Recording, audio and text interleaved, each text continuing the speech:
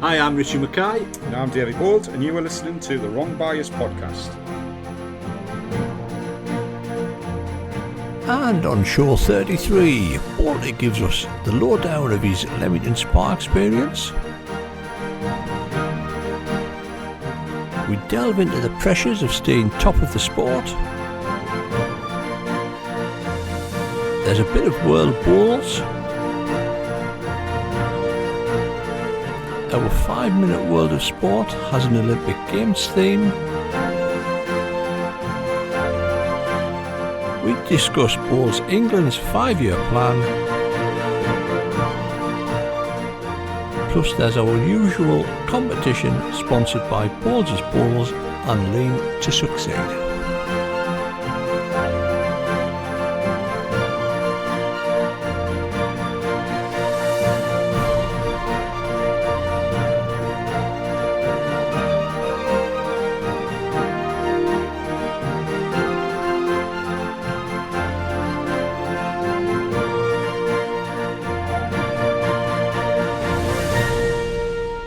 And here we are again, mate, back again with show number 33. Been a couple of months since we've done the last one, but it's nice to be back. I've searched high and low to see what gift you can get, and it's food.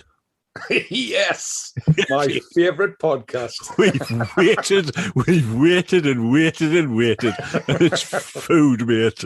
2 happy meals. Happy days indeed. 2 happy meals and a milkshake. Oh, we can't have the milkshake, there's a shortage, isn't there? It is nice to be back. It's been nice to get back out on the greens. Obviously, we haven't been sitting on our backsides. We've been out there doing a few bits and pieces on the old live streaming, which we'll talk about later on. But no, it's nice to get back to the podcast, and I think potentially we'll have another one to follow this up, possibly talking about the Leamington finals, and I've secured the services of our new national men's champion for the next show as well. So good old Mr. Tolshard. Anyway, I must say congratulations on reaching the final. Anyway, mate, I've had a quietish season. We've had a few chats with regards to where I am with the sport now.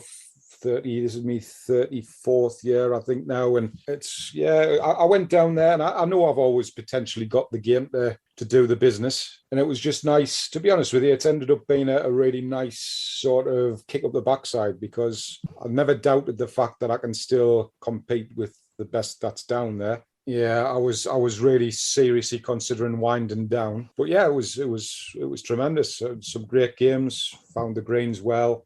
They weren't the easiest at times, but as I said in one of my Facebook posts, no disgrace to lose to who I did. No. Didn't come out the blocks great. A well-justified champion, and no complaints whatsoever. Quite a few people said, I bet you woke up the next morning disappointed, and I genuinely didn't wake up disappointed in any shape or form. Would have been lovely, no problems, and keep ranting on all the time and telling people what shots they should be playing on the live stream. And I thought I'd better back it up by playing some decent balls myself. So it went all right.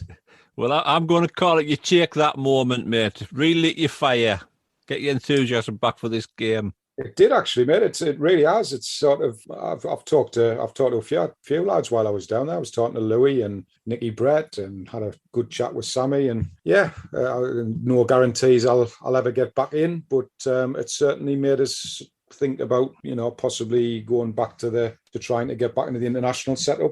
I'd retired 2-3 years ago. Probably 3 weeks ago, there was been no chance I would have even thought about potentially going back in the very near future. But yeah, it was just really. I just love competitive bowls, full stop. It's like when you get there, and I was completely relaxed, which is the nice thing now. I think I'm at the stage of my career now where I'm trying not to put any pressure on myself. Didn't need to go out there and put pressure on myself. It's hard enough playing the players you're playing. Yeah. But I got a real buzz off some of the games that I played. Some really good stuff. So already thinking about next season, and a certain little fitness program that we talked about in one of the previous podcasts. I'm going to be kicking that into action, Bowls Fit, and hopefully getting back into some shape, because I'll tell you what it is. My only complaint about Leamington is the cameras they use down there don't half make you look fat.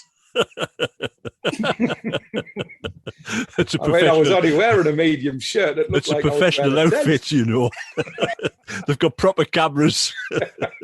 Anyway, more importantly, have you signed that off-white Durham shirt? I think I'll put it in a museum. Like that. It's Limited edition. It's a limited edition. It's had its day, but it was the only one that fit. Tremendous. Oh, Mr. Johnson is getting us out new shirts for the county next year. So didn't get white ones. Get a dark colour so they don't wash out. Anyway, a quick shout out to the Smith sisters, Lucy and Katie, on winning the pairs. They're now still the indoor pairs holders, I do believe. And now they've got the outdoor title as well. Indoor and outdoor pairs. Another thing that I've loved seeing, and I saw it in the Cumbrian Fours Boys national, the national winners, and some of the great things that's come out of these nationals is just some of the fantastic pictures that's been taken. Yes, exactly. When the girls won the pairs, there was a picture taken of Neil, the dad, running onto the green, and then there's the Cumbria boys in the fours, hugging each other. Myself and Sammy, I was giving him a bit of a kiss on the neck and that, as we do. Bit of a love bite. Some really, really great, emotional, just fantastic pictures, I think, have come off the back of that. And there's been some great promotion on social media. I've got to say that Bowls England have been really, really good with some of the promotion of the championships, and I think that's been commented on by some of the guys in Scotland, Wales, etc., to say, what a great job Bowls England have done on that score. But it just shows that people have been craving that competition again. And one other quick mention is in the men's pairs, Wayne Wilgris, outstanding performance. But I have to say, with that hat on and glasses, it looked like somebody was after him. He looked like a man on the run. I didn't know whether he was dull off school or what. Just keeps reminding me of the snowman for some reason. I'm sure the snowman had a hat like that on.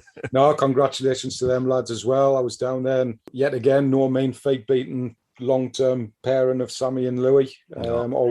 Always going to be a tough pair to beat, but I was actually doing some work down there on the day of the final, so I didn't get to see much of the game, but the reports were that Wayne had an absolutely blinder, mate.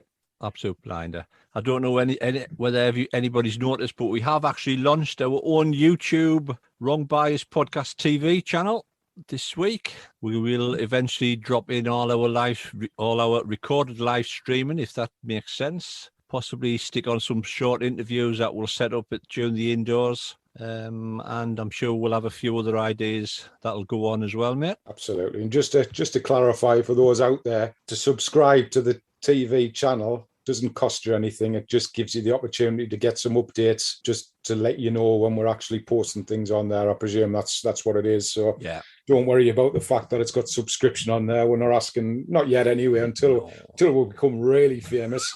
we might ask for 50 pence or something like couple that. Couple of pucker pies. But yeah, the more people will get on there, the better. It will be great. I was staggered when you told us that we've got 12,500 people viewing across the day for the northern counties. I was staggered myself. I just, from our point of view, and we've always said it, to be able to provide some live bowls for people sitting in the house, just to be able to sit there and watch. There's a massive audience out there who want to do it, and it was proved on that day. So that was great. Yeah, I mean, the YouTube, if you've got a smart telly or whatever, you can actually watch it on your big telly. Which will be great. You watch everybody in the big glory. It makes you look skinnier, mate. If you change the widescreen to 4.3 or something like that, makes you go a bit skinnier. Well, we'll just have to, if ever I'm on, we'll just have to make sure that we demand that you go to that screen. I will, mate.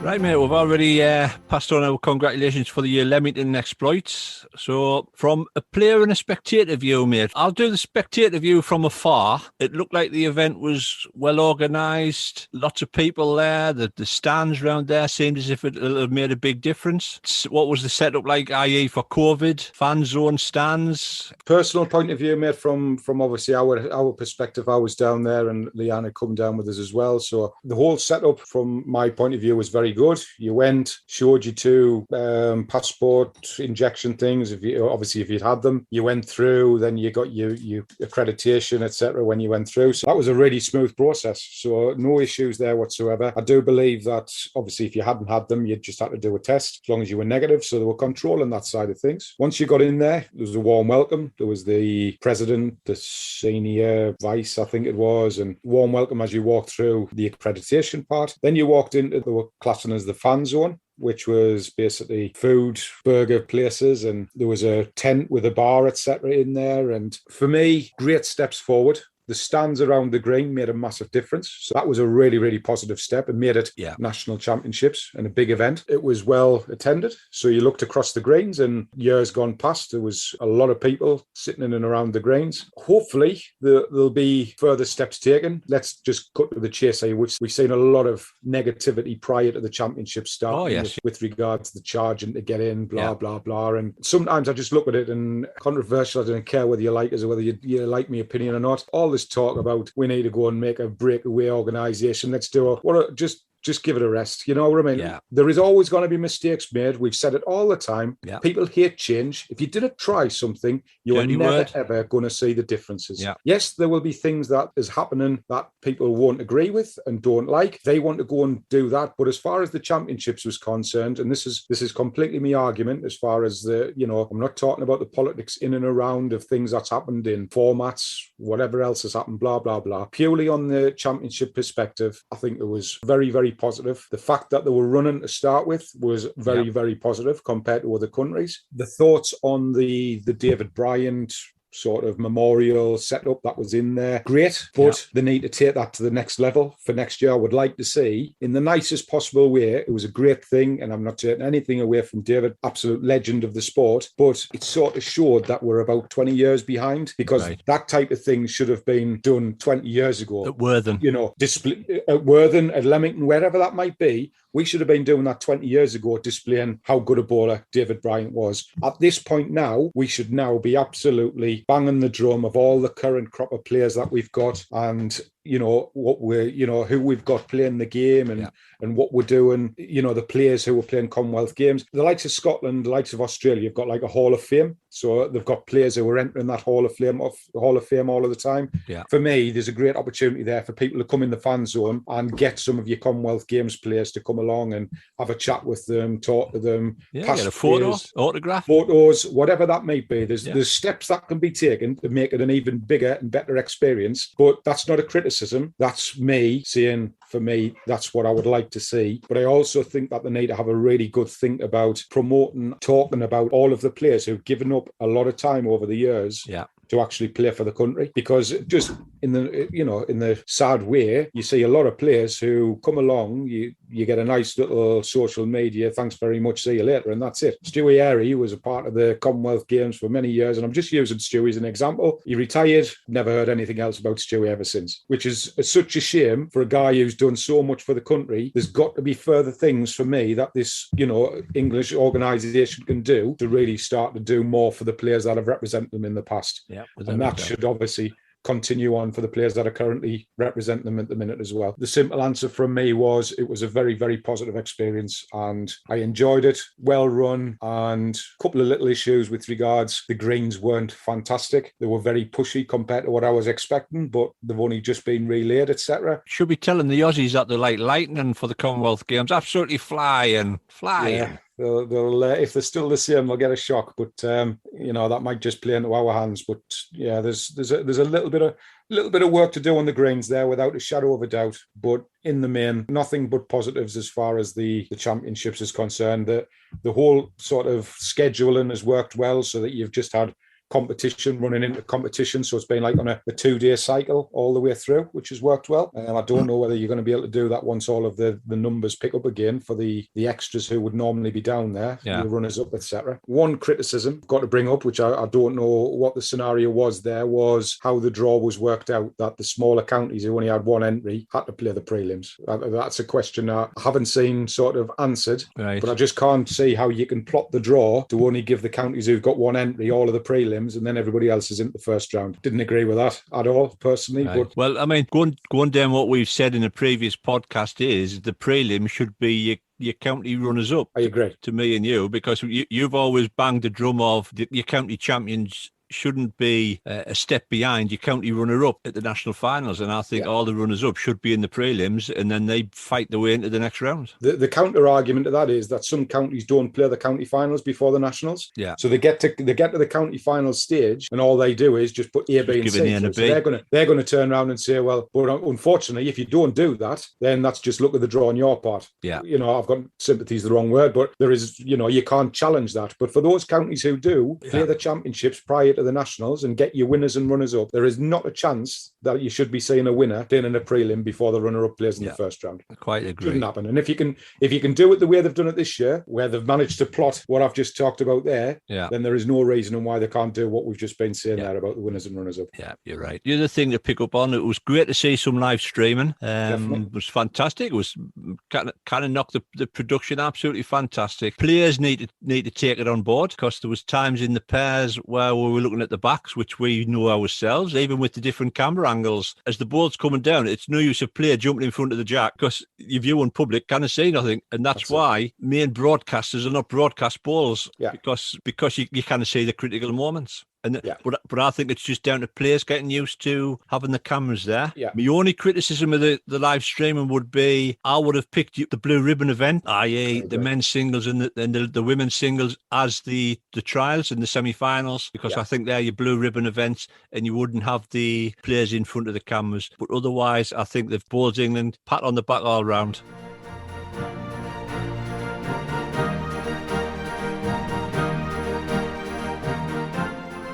Moving on, it's all changed at the World Bowls as well. Came out of the blue, mate. John Bell's resignation. Biggest surprise, 7 years as president. Big shock, really big shock, and one that I think has probably caused a lot of questions to be potentially asked, because John's obviously been part of that, and it's not like it's the end of his tenure. I'm sure he's just renewed his presidency. Yeah. Was it last year or pre-COVID? So at first it was thought, is it a family reason? Is it a health reason? Whatever it was. But then obviously the statement came out from John, which was detailed and quite cutting in a lot of respects. So there's things happened there. You can speculate, you can say what you want, but it was a big shock all around. Yeah. It'll be interesting to see what the fallout is of that. Let's just say.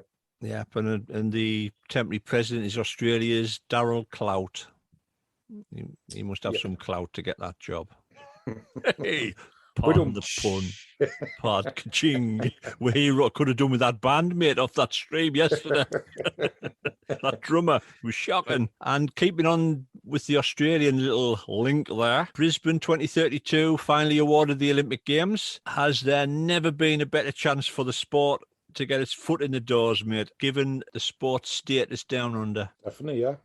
It's got to have a chance. I mean, I do believe we're in a position now where we do have enough Olympic countries participating, which has always been an issue in the past. Don't know what the ins and outs are of whether they would need to register the sport as an Olympic sport prior to 2032. I don't know that side of things, but I mean, when you look at some of the countries that have nominated some of the their localish sports recently, you've got to question if breakdancing can get in. Crikey. We've got no chance.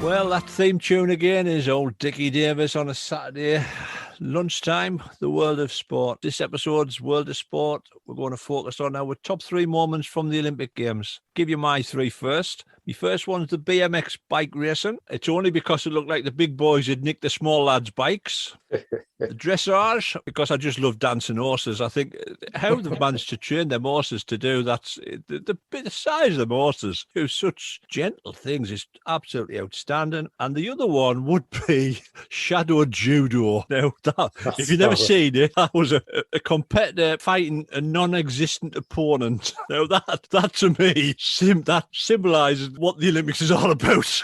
Am I right in thinking it's called kata? Is it called kata? I don't know. I think it's called kata or something like that. The thing it reminded us of was Karate Kid when he's standing on the pole and he's doing all of his bits and pieces. I'm sure it's somebody might drop us a comment and correct us, but I'm sure it's called kata or something along those lines. But I did see Claire Baldwin, I think it was, turn around and said that it was one of her favourite moments as well, and she made a bit of a joke about that. How do you win a medal? By not fighting anybody. This. So what would be your top three, mate, if you've got three? I thoroughly enjoyed watching the triathlon. I thought the mixed triathlon, I actually stopped up to watch that. Right, yeah. I thought the British mixed quartet were fantastic. I think it was the BMX, the same as yours, but the only reason I'm mentioning it is she'd had all of her funding taken away prior to winning our gold medal. And, things like that for me, just quickly tickling back to that mental health thing we're talking about as well. How much pressure must that have put on her to think to herself, I've got to do this off my own back? And that's our family involved. And that's, everything that goes along with that. That was a great moment because I love to see people who battle through things like that, where they've had all of the funding stripped away, but still prove that they can go out there and win an Olympic gold medal. So that was fantastic. I don't think it's an individual moment. The Olympics as a spectacle, I just thought that over the whole thing, I thought the coverage was really good. Nightmare when it was blooming starting at 12 o'clock at night because the amount of sleepless nights that I had, but then catching up on the morning and fortnight I was prayed out. It was I've always got a bit of a sort of a soft spot for the velodrome, the cycling as well. Couldn't understand where I was told that what Kenny did in the Keirin, where he just bombed off in front, it's seen as not the thing to do in Keirin. No, you're not allowed to do it. No. Once you get past it's not that you're not allowed to do it. I think it's just not seen as like etiquette. Ball. How very dare you? Where's he going? It's exactly that. It's like, oh no, we're all supposed to follow each other around and then try and sprint at the end because it looks great. It's like I can understand that. It's like if you've got the opportunity to blast away and go and win a gold medal, just blast away and go and win a gold medal. Just get at the front, get out, get away. And he saw his opportunity and took it. And I had the conversation the other day, and whether you want to quickly answer this one, who personally do you think is the greatest Olympian of all time? Because obviously Kenny is now classed as the greatest because of all of his medals. Just give us your answer. What's your thoughts on that one? And I'll give you mine. My answer would still be Steve Redgrave. I completely agree. Because of he came back and his age as well, and do it so many times. My thoughts on Redgrave is purely based on the fact of he did it over 5 Olympics, which is potentially 20 years, maybe 18, depending on when the first one was. But he only had one opportunity in every single one of them Olympic Games to win a gold medal. My issue with the likes of Chris Hoy, and it's not an issue because they're phenomenal at what they do, but they get 3, 4, 5 chances at every single Olympic Games. Yeah. Now, to me, to class them as the greatest Olympian because they've got more medals doesn't tally well for me, because at the end of the day, if you've got more opportunities than somebody else, that doesn't make you a better Olympian. That just makes you more fortunate to win more medals. So I agree completely. For me, Steve Redgrave for me is still the greatest Olympian of all time. Yeah, without a doubt.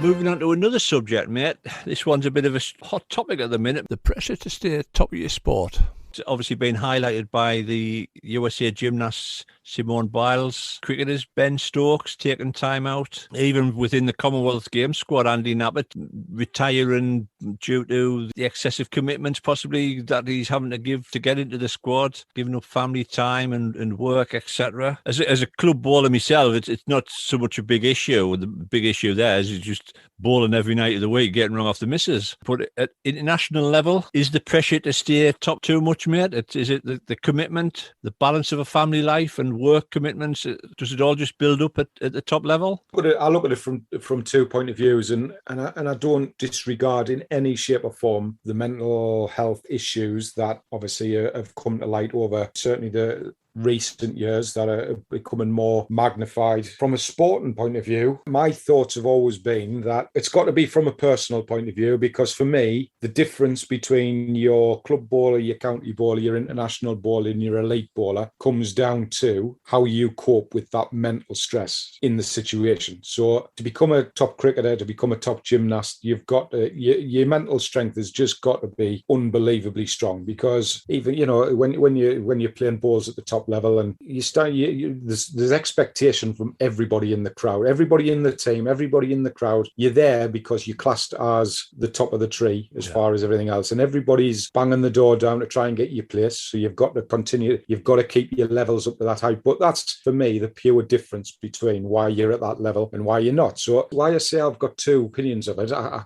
don't know enough about it from the guys who have obviously been vocal in the media, etc. Simone Biles and was it Stokes, did you say? I tend to discuss a lot about whether it's the stress of the sport or whether it's just, like you've said, the sacrifices that are made. It's huge. And, you know, it makes you laugh. And I've laughed about this before when people turn around and think because you're an England player for within bowls, they think that you're getting thousands of pounds and you're on a jolly up all the time and you're going away on lovely holidays. And I've laughed at people in the past who they genuinely, they really do. You can just tell they think that you're earning fortunes and you're made of money. You're international bowler, you're getting everything handed, you're on a plate. No, you didn't.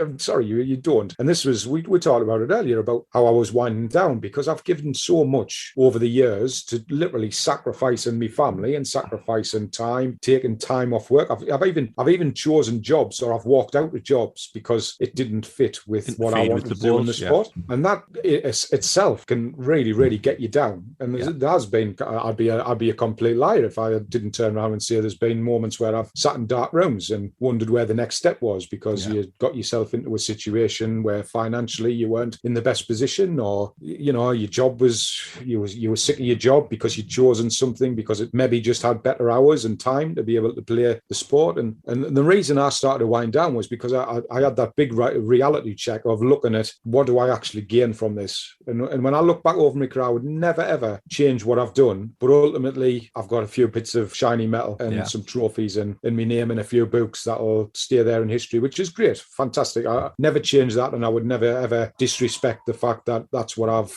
played the sport for, to try and be the best as what I could. But when you look into everything that you've had to do to get there and what you get in return, it's like a mountain down to a flat plane. There's very little return for maximum input. So I do genuinely feel for those who are feeling the position where they've had to walk away. But you look at some of the reports that have been in there, and a lot of these sports people are extremely well paid, so they haven't got that issue. You know, There's probably set for life. So I can only put it down to the fact that it's the sacrifices of the personal life that have caused that. Because if it's from a sporting point of view, then potentially that's the sporting career over. Because once you lose that edge, and if you can't cope with that mental stress anymore, that's it. You're done. You ain't going to compete probably ever again at that highest level unless you have just got the most incredible resources to be able to fight that and get over it and be able to do it. But I think once it's in there, it's such a hard thing to get back out again. So yeah, it's a really, really, it's a hot topic. I don't think the media help in any shape or form, because yet again, it's magnified bigger than what it should be. The focus on individuals, and that's all you see in the papers and the news for 3, 4, 5 days. Naomi Osaka, is it, the tennis player at the minute? Yeah. She seems to be in the news every other week now about she can't handle the press conferences. But then this is where my argument on the other side comes in. They're in those press conferences and the media want to speak to them because they're getting paid the big bucks to be able to do that, and they're getting paid a lot of money to be in that position. So real sort of edgy topic, I would say it is. But yeah, it's not nice to see, and I've got a lot of pity and time for those who feel they've had to walk away and not compete anymore, because it's a heartbreaking thing. And you can even go to the extremes of looking at Gary Speed, finished in football and, you know, took his own life, because, you know, you see a lot of these footballers, their buzz and their things that get them through is scoring that goal or playing in front of a crowd. Once you take that away, if there's no aftercare and there's nothing there to fall back on, money isn't the answer to everything, is it? No, not Not at all, So mate. it's No. it's a sad tale, mate, and it's a one that I'm pretty sure is going to go on and on and on. And I think we'll probably see more high-profile sports people in exactly the same position. But yeah, it just seems to be in the nicest possible Hot topic way. at the minute. The hot topic, yeah. Yeah. And it's competition time. Thanks so much, as always, to our sponsors, Balls is Balls and Lean to Succeed. Question for today is, I was lucky enough to get to the national singles final down at Leamington Spa. Who was it who beat me in the final? And he's also going to be a guest on our next podcast. So we did mention it earlier on. Send us your answers either to email at wrong.bias@hotmail.com. You can drop us a comment on the Facebook page, or you can drop us a message on either Facebook or Twitter.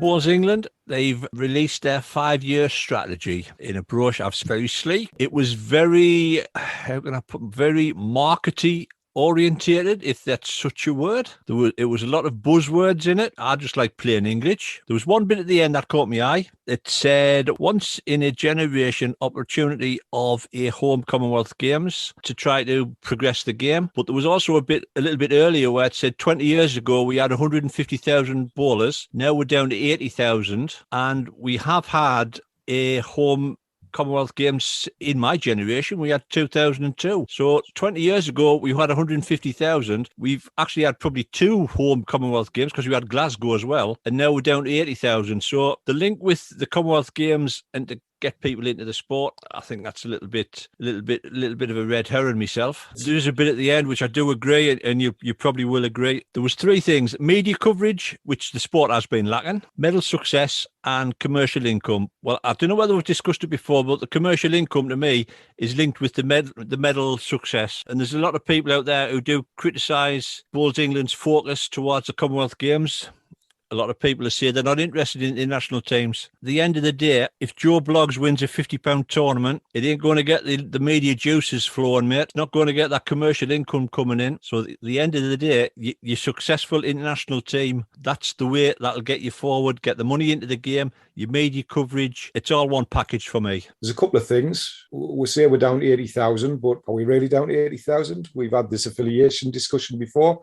There is a lot of bowlers out there who aren't affiliation fee. Yeah. And we know that. So there is desperate need for a membership scheme. So we need to, clubs need to first of all buy into it and basically understand what we've talked about before, that just because a bowler is in your club and doesn't want to play in competitions doesn't mean that you shouldn't be registering them and not affiliating, because as we've talked about, the affiliation fee goes to a lot more than just competitions. It's all about the admin, it's all about the etc. for the sport. So, you know, we're talking about a figure that is probably a lot bigger than what it actually is. But I genuinely think that the sport is in quite a really, really nice position at the minute. And we're seeing it locally. There is numbers coming into the sport, and it is just about clubs doing things the right way and, you know, promoting the sport differently. So it's a massive combined effort. All of the organisations got to work together to promote the sport as a whole, not as individual format. It has got to be about getting as many people into the sport of bowls, regardless of whether it is flat lawn, flat indoor, crown, short mat, boccia, and I'll have missed multiple ones there, kata bowls, you go on and on and on. The simple fact is, we want to be turning around and saying that the sport of bowls has got 500,000 competitors across all formats of the sport who are working together as one to promote the sport of bowls. It's as simple as that. Once that happens, the commercial side will come in, because 500,000 bowlers, regardless of what format they play, sounds a lot better than 80,000 playing an individual format. And it'll look after itself.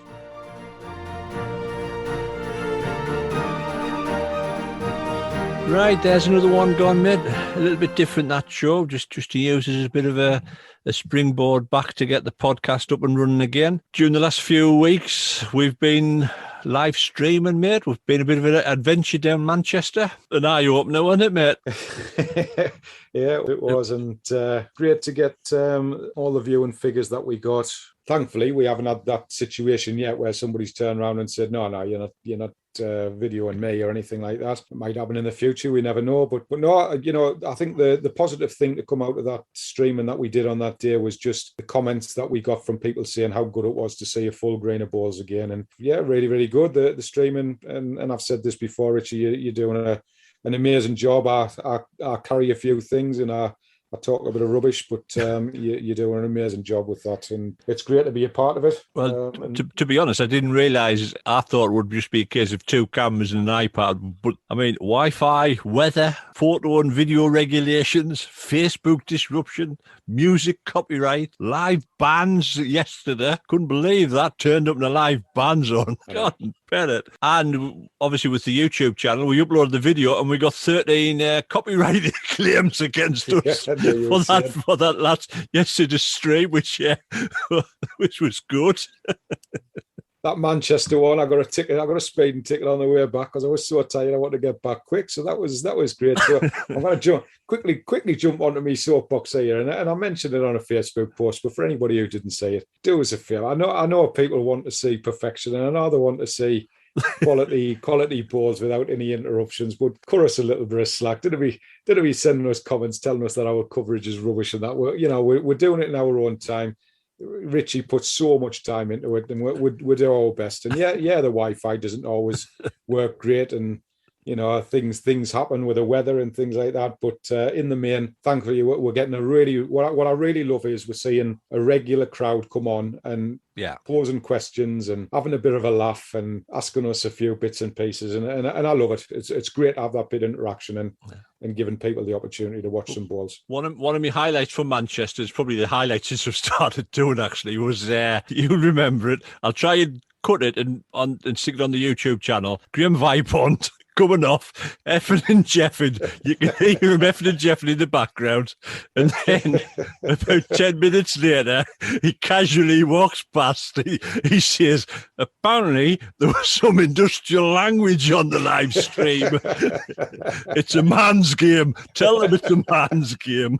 He's great, I was graced, mate. He's great. And that's, it is. That's, we laugh about it. And, we did a local one, didn't we? And we had Alfie, who's a member of my club, and Craig. He's fantastic and personifies what balls is all about. He must have played for about 90 years.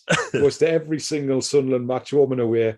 Still fit as a lop for his age. And then he sits down and says, "Did you see that in the paper the other day when there's a blooming local knocking shop just down the road in Sulksworth? Have you seen all about that?" And we're saying, "Alfie, we're live here, man." "I know, but did you see it?" It's great, man. Great. I mean, the best comment that I've had is somebody said it's just like sitting next to us having a pint while we're commentating, and that's the whole idea, mate. It's informal. We've said that from day one, haven't we? We've given up probably doing a professional commentary bit now because people just come up and chat to us. We do, and it's nice. People are starting to get more and more used to it now, and it's. I've got to say, I thoroughly for somebody who absolutely detests watching balls, and I always have done, and some of the lads know this. I hate watching balls, but there's something different about sitting down and doing the live streaming and seeing people's comments, and just seeing people participating in what we do. It means a lot, and I'm sure it does to you as well, mate. Yeah, I mean, there's no airs or graces with us. It's balls coverage for the day-to-day bowler. That's what I would say it was anyway. Yeah. Anyway, moving on.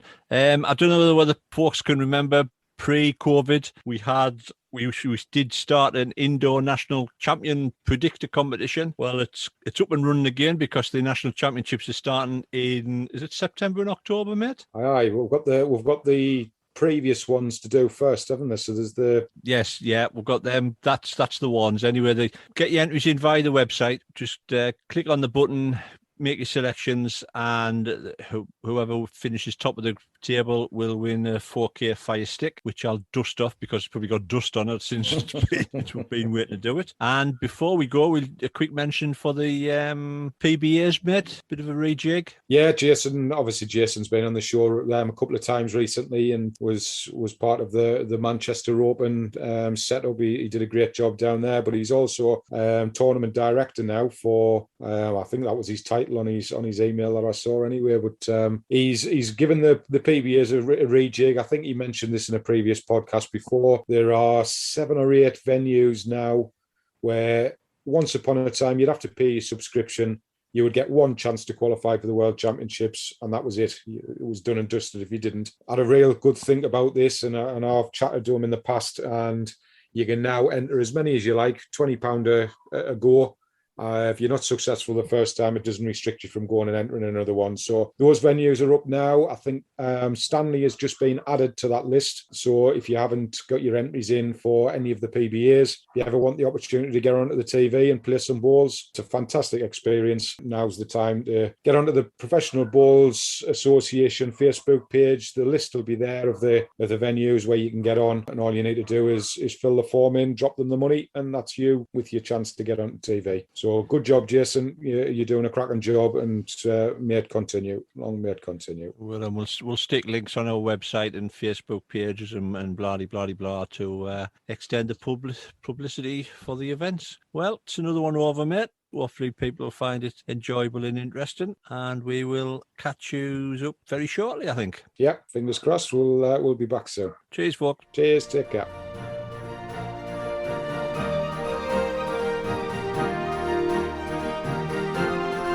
Thank you for listening, and hope you've enjoyed the show. This has been a Dodgy production.